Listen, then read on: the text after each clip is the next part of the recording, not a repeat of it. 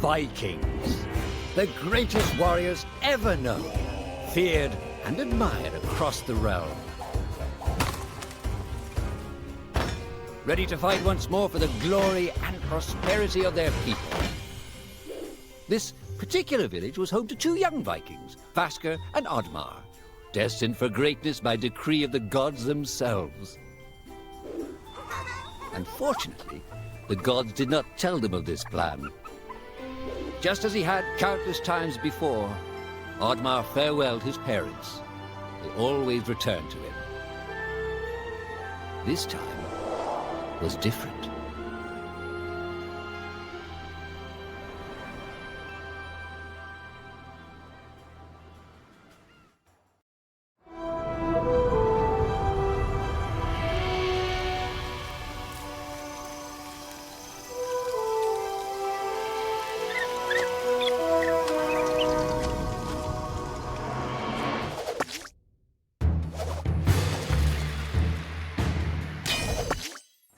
Years passed, and the Viking warriors continued on their pillaging voyages and grew ever richer.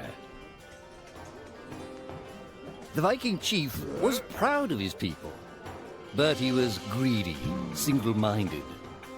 He wished to expand his village, regardless of the consequences. The chief despised Oddmar. He'd never fought for his village and survived off their scraps. But the chief would tolerate this behavior no longer. Oddmar would have to single-handedly loot the forest, burn it to the ground so their village may prosper. And if he refused, he would face the same fate as his old friend Vasker. After being ridiculed by his village, Oddmar ran home to his hut.